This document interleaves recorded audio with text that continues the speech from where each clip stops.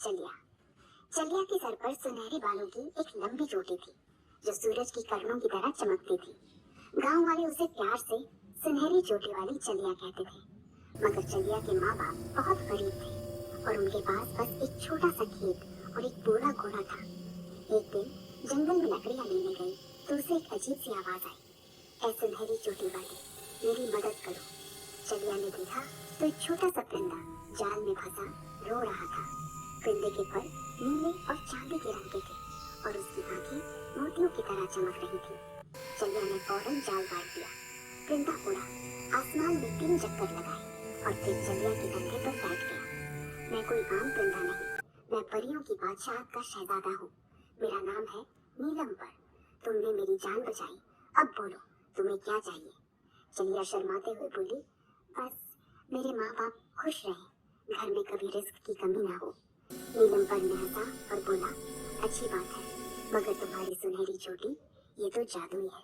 तुम्हें मालूम नहीं, जब तुम सच्ची दिल से कोई नेक ख्वाहिश करोगी और अपनी चोटी को 3 बार घुमाकर आसमान की तरफ करोगी, वो ख्वाहिश पूरी हो जाएगी। मगर याद रखना, सिर्फ 3 बार, चौथी बार चोटी गायब हो जाएगी और जादू खत्म। ये कहकर नीलमपर उड़ गया।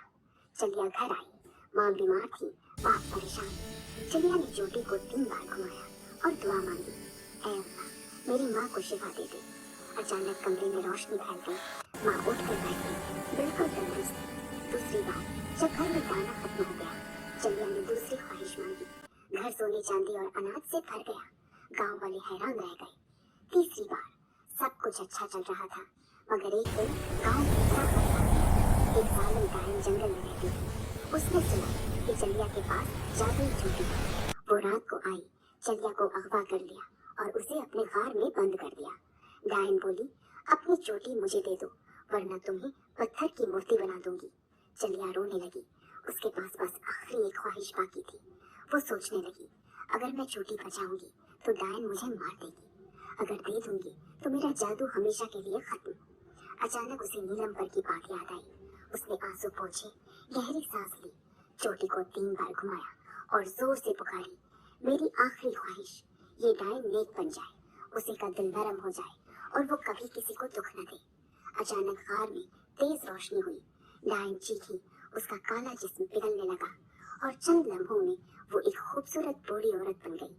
उसकी आंखों में आंसू थे। चलिया, तुमने मुझे लालच और नफरत से आजाद कर दिया।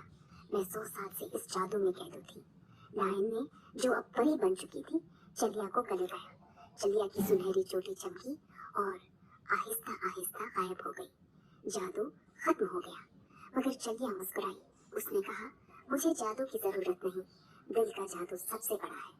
डायन अब नेक परी ने चलिया को घर पहुंचाया और सारी उम्र उसकी दोस्त बनी रही। गांव में खुशियां लुढ़ाई और लोग आज भी कहानी सुनाते हैं कि जो सच्चे दिल से दूसरों की भलाई मांगे, उसे कभी किसी जादुई चोटी की जरूरत नहीं पड़ती। उसका दिल ही सबसे बड़ी परी होता है। खत्म है कहानी। अल